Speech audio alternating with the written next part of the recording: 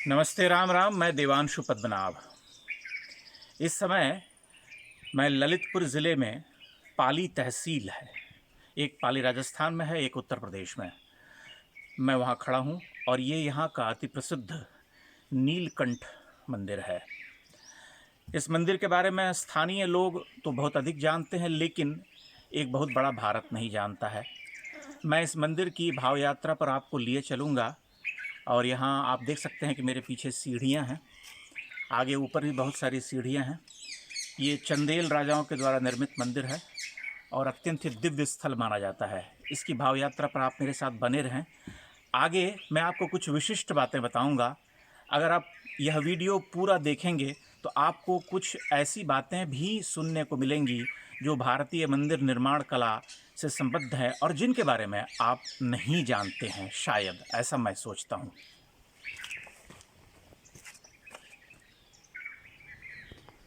ये यहाँ कुछ प्राचीन धरोहरों के चिन्ह मिलते हैं इस परिसर में।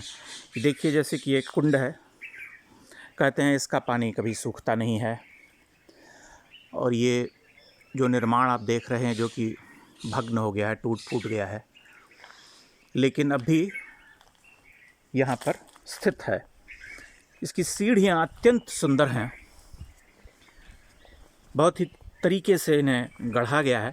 इन सीढ़ियों के ऊपर मुझे चढ़ना होगा, तभी मैं भगवान शिव के दरबार में पहुंच सकता हूं। नीलकंठेश्वर ये प्रतिमा विशिष्ट है और स्थानीय लोगों द्वारा अत्यंत ही श्रद्धा भाव से पूजित, सेवित भी है। शिवरात्रि के अवसर पर यहाँ बहुत बड़ा मेला लगता है, बड़ी संख्या में श्रद्धालु यहाँ आते हैं। अब मैं मंदिर परिसर के भीतर लगभग पहुंच चुका हूँ। ये एक भवन है जो यहाँ बनाया गया है।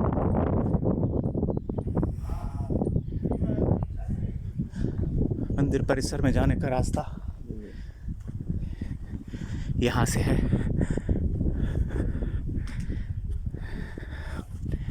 चूँकि सीढ़ियों पर निरंतर चढ़ रहा हूँ, इसलिए सांस तो फूलनी तय है।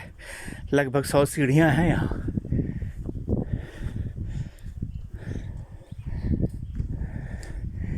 ये मंदिर में प्रवेश का छोटा सा रास्ता है और जैसा कि मैं समझ पा रहा हूँ, जो मूल मंदिर है उसके बाहर ये बाद में निर्मित किए गए हैं, क्योंकि मूल मंदिर में जो भगवान शिव की प्रतिमा है, दिव्य प्रतिमा, उसके बारे में मान्यता है कि 8वीं शताब्दी में उस प्रतिमा का निर्माण हुआ।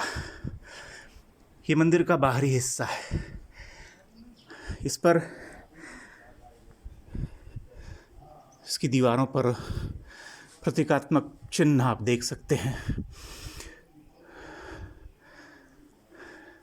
यद्यपि इस रंग रोगन किया गया है सफ़ेद रंग से, तो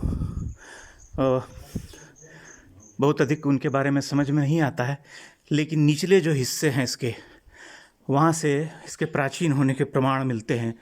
जैसा कि मैंने इस बुंदेलखंड और चंबल के क्षेत्र में घूमते हुए अनुभव किया कि कक्कन मठ और आदि मंदिरों में भी प्राचीन बाहरी जो दीवारें हैं उसके ऊपर इस तरह की आकृतियाँ मिलती हैं जो बाहर की तरफ निकली हुई, जो शिल्प कला में एक समानता लिए हुए हैं।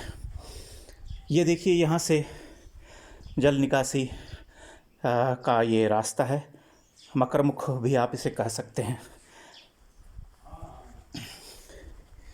ये मूल मंदिर, यहाँ नंदी जी विराजित हैं, सामने शिवलिंगम है।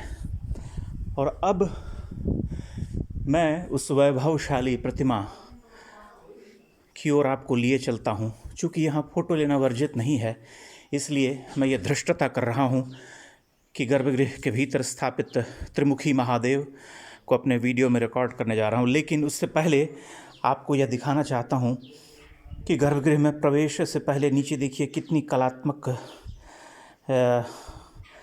कितना कलात्मक अलंकरण है। ये नीचे कितने सुंदर तरीके से गढ़ा गया है पत्थरों के ऊपर।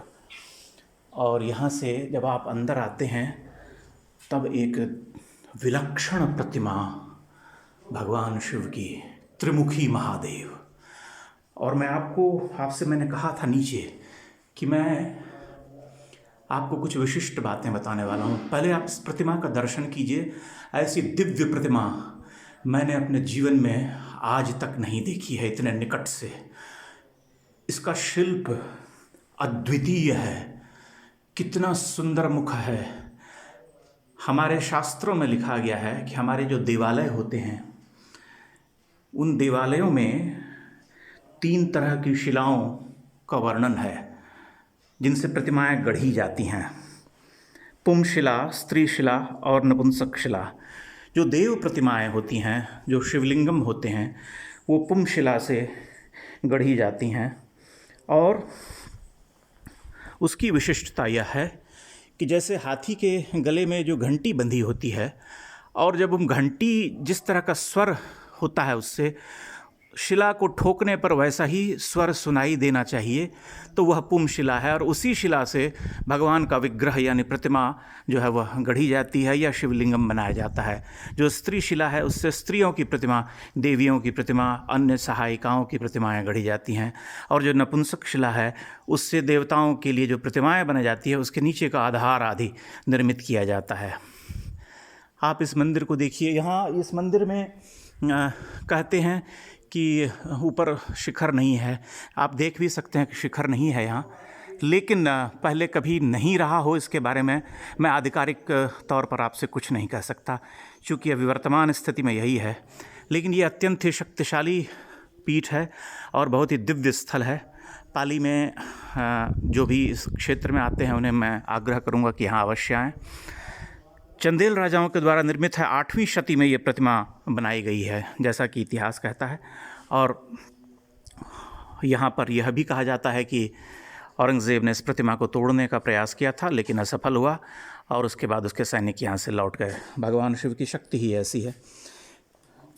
स्वयं भूत भावन महादेव को खंडित करने वाला कौन है, आप समझ सकते हैं। तो इस छोटी सी भाव यात्रा के साथ मैं अब विदा लेता हूँ और इस मंदिर में प्राचीनता के जो चिन्ह हैं उनसे आपको परिचित करवाते हुए चलता हूँ। यह देखिए, जैसे नंदी की प्रतिमा, कितनी सुंदर प्रतिमा है। बाद में इस मंदिर को बचाए रखने के लिए इसे बाहरी रूप दिया गया, गढ़ा गया, जो बाद की शतियों में हुआ है। यहाँ जगह जगह शिवलिंग और नंदी जी विराजित हैं। यह अत्यंत छोटा लेकिन बहुत ही सुंदर मंदिर है। और यहाँ से आप एक विहंगम दृश्य देख सकते हैं पहाड़ियों का। वर्षा ऋतु में यह देखने के लायक होता होगा। जैसे कि यहाँ से कुछ बाहर देखने पर पता भी चलता है कि एक समय विशेष में यह बड़े परिसर में फैला रहा होगा।